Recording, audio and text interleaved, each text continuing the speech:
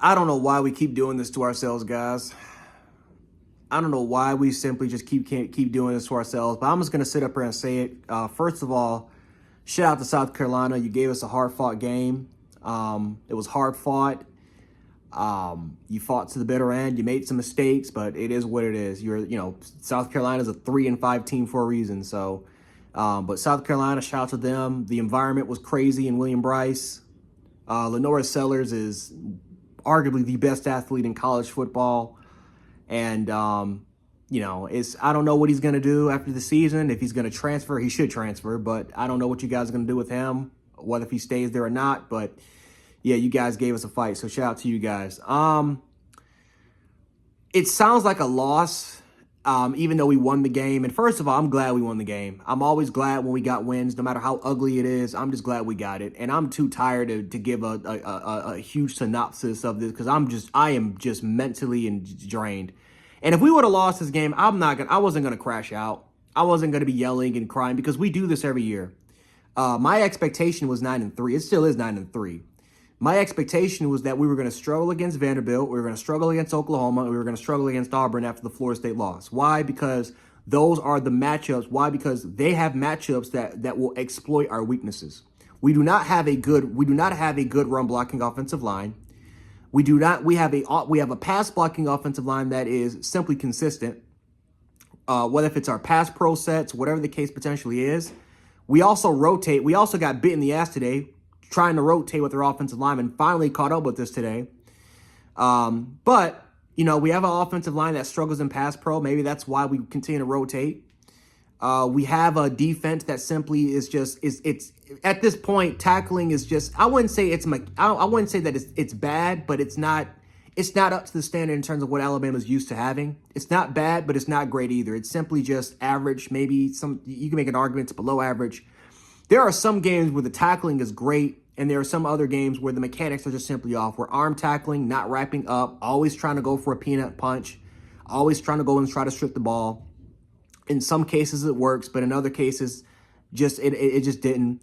Lenora Sellers is a phenomenal athlete, so at some point you got to give credit to the athlete for going out there and make plays, but there were we were in position for so many plays in the run game. And it was just terrible. Others, it was just terrible edge contain. Linebackers not filling in the wrong particular spots. And then it was just poor mechanics. Simply just poor mechanics. South Carolina, they didn't do anything spectacular.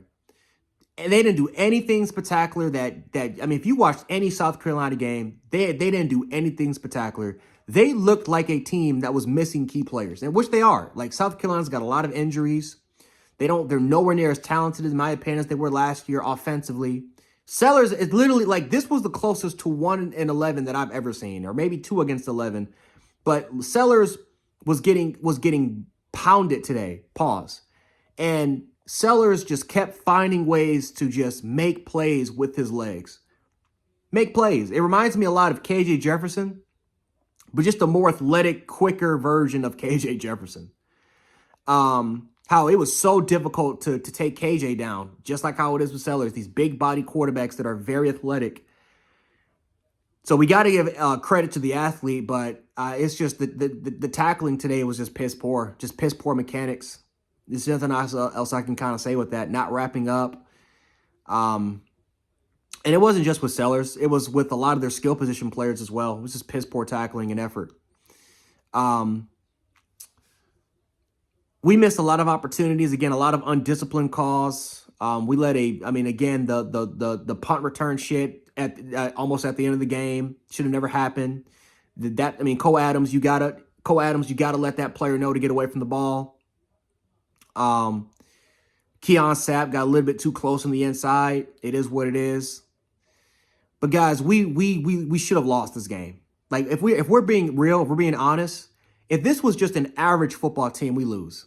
South Carolina is not a good football team. They got a lot of talent and they got a lot of NFL caliber players on that roster.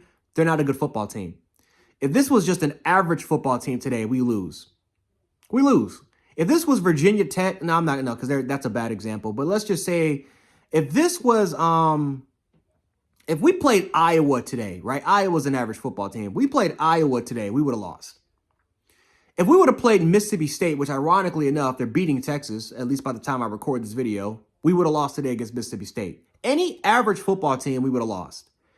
It was just undisciplined, poor mechanics the entire day. Ty Simpson was extremely off. And if we're being honest about Ty, the last couple of games, really the last 2 to 3 games, Ty has made some wonderful plays and wonderful decisions, and he's a phenomenal field general. But there are occasions where Ty is trying to make something that he's not playing within structure. Holding on to the ball too long.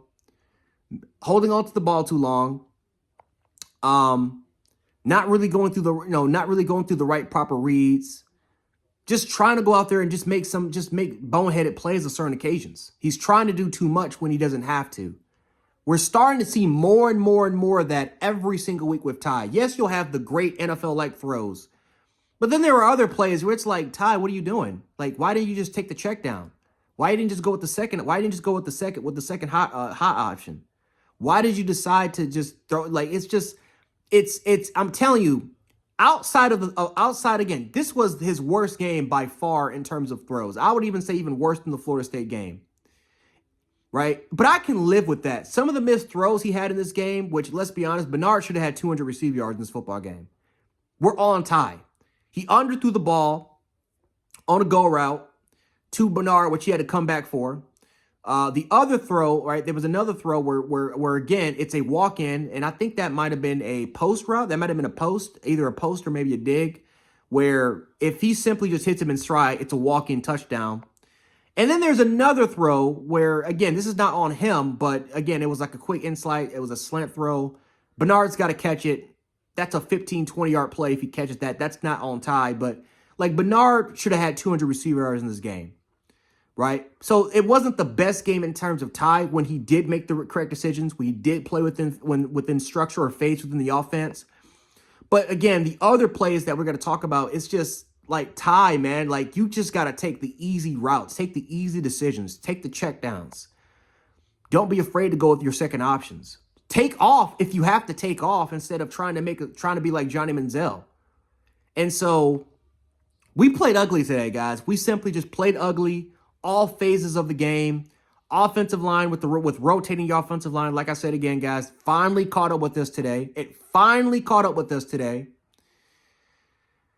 It was just ugly ball. Undisciplined, unenforced errors, roughing the player type of call, unnecessary roughness calls. It's just unnecessary bullshit that you just expect this team to play better, way better than what they did today. And it's always in these games.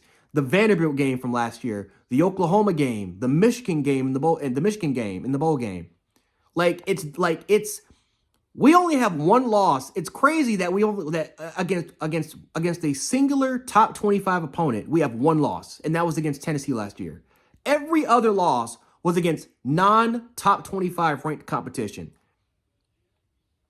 Vanderbilt did not have more wins than they had losses. So Oklahoma was terrible. And Michigan, for the most part, I think was like 6-5 or 7-5 when we played them. And those are the games we struggle against that are not at home.